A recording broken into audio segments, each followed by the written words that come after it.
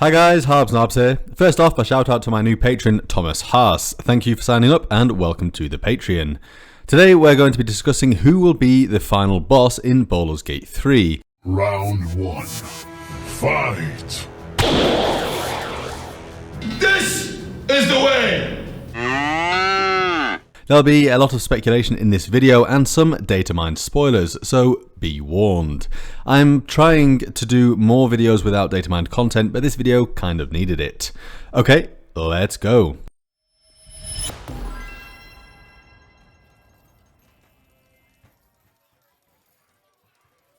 First of all, let's consider some things that Sven Vincke has said regarding the level cap and challenge ratings. We know that we're going to be going above level 10 because of what Sven said here in his Dropped Frames interview.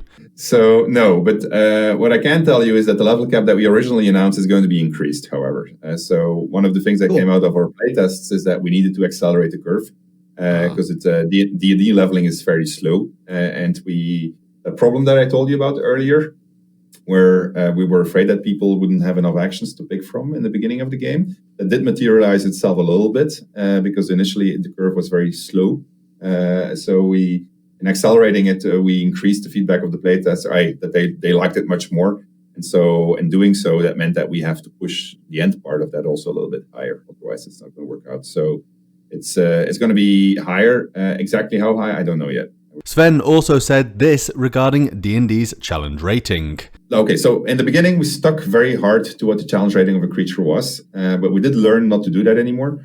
So we have made modifications, so we have some house rules, and that's one of the places where we have been changing things, dominantly to keep things interesting, and modern audiences want things to be very fast-paced in a video game. So not that this is a super fast-paced video game, but you do want to have from encounter to encounter, you want to see different things. And when you're playing the tabletop, you maybe have 2 encounters in one night. But when you're playing the video game, you're having quite a lot of encounters. So you want to have a lot of variation in what you're seeing. So that has caused us to fool around a little bit with challenge rating. We have also, from playtesting, we learned that we have to show some kind of concept of level, because audiences are so used to the concept of a level. So we are showing a level. We're not showing the CR, we're just showing a level that more or less corresponds. Like, okay, you're supposed to be this level when you're going to be confronting this creature. So we did deviate from the standard there, but for good reasons, because we started by saying, okay, this is CR4, for instance, and it didn't work as well as we had hoped. So with all that said, let's get into the theories. A couple of months ago, I put out a video on data mined content regarding the Githyanki Creche and how the Cult of the Absolute are going to invade it. The following lines from the game were shown in that video. Well, on the 26th of October 2021, Fizban's Treasury of Dragons was released, and it introduced the Elder Brain Dragon, which doesn't just require getting tadpoled. The process in Fizban's Treasury of Dragons is described as follows. Teams of mind flayers bind the dragon, which is subject to a gruesome transformation, as the Elder Brain latches onto the dragon's back and digs its tentacles into the dragon's brain. An Elder Brain Dragon is the nightmarish result. Using the mobility of the dragon's body, the Elder Brain can now serve as a powerful general to Illithid armies, free from the confines of its brine pool. On the 11th of December, the wonderful Chublot put this photo onto Twitter. This is a data mined Elder Brain and seems to have a spiky, spine-esque thing coming out of the top of its brain. Given it is data mined, I imagine the asset is incomplete, and as far as I'm aware, Elder Brains don't usually have these spikes coming out of the top of it. Will this be part of a bigger creature? I have so many questions! So we know that there will be some kind of invasion of Baldur's Gate, and that there will be mass transformations. Whether this is through careful mass implantation or a more rapid and hurried implantation process isn't clear, but the Elder Brain is capable of the following. Even the Elder Brain Dragon's breath weapon mutates during its transformation, becoming a stream of briny liquid rolling with Illithid tadpoles. These tadpoles can swiftly slay victims and transform them into mind flayers, allowing the Elder Brain Dragon to grow its own roving colony. I mentioned this line before, but it could also be relevant to any invasion of Baldur's Gate. Using the mobility of the dragon's body, the Elder Brain can now serve as a powerful general to Illithid armies, free from the confines of its brine pool.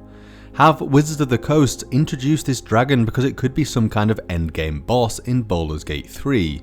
Well, maybe, but let's have a look at another idea.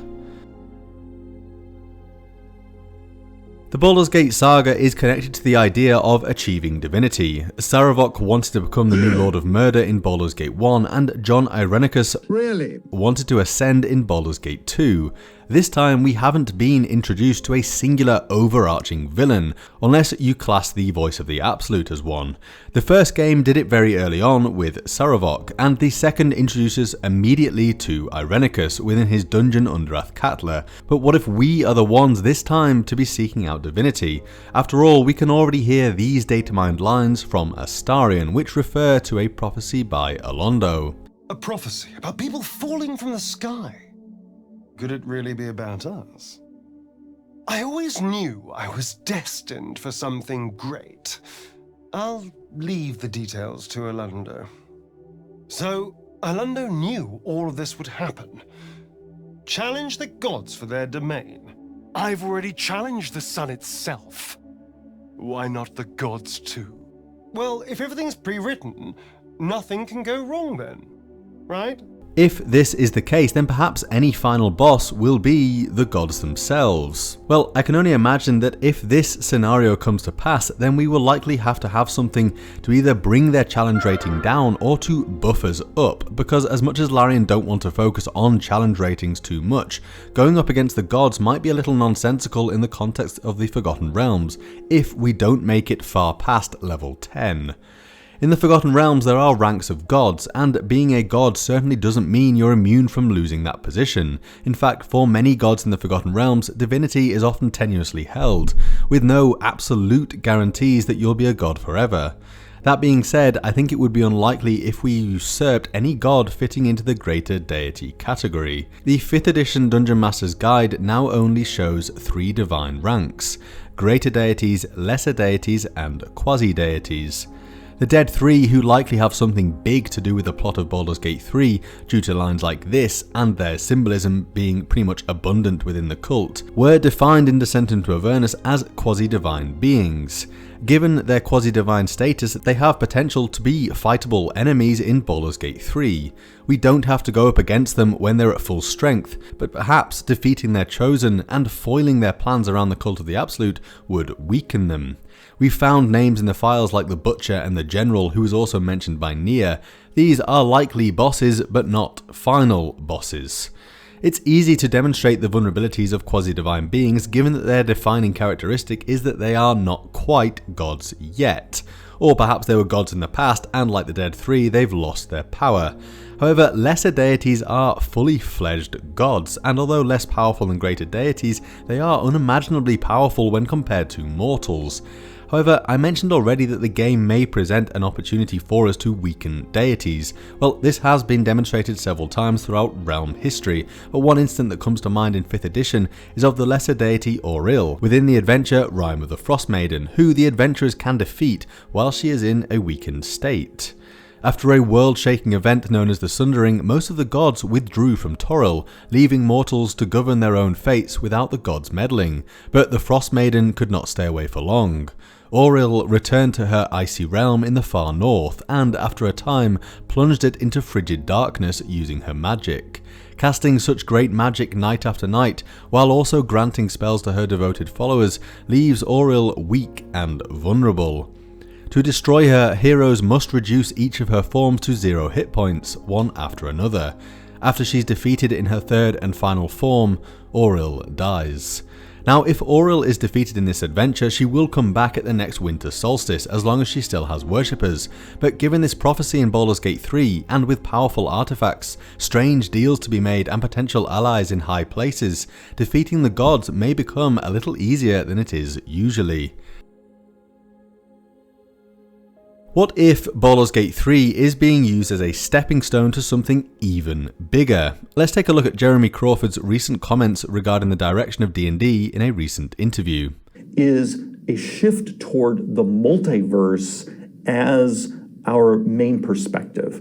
In the past, sometimes when we have presented these creatures or these playable folk, we've often really been on the ground of either the Forgotten Realms or Greyhawk or Dragonlance, or sort of a kind of medley of tropes from those worlds.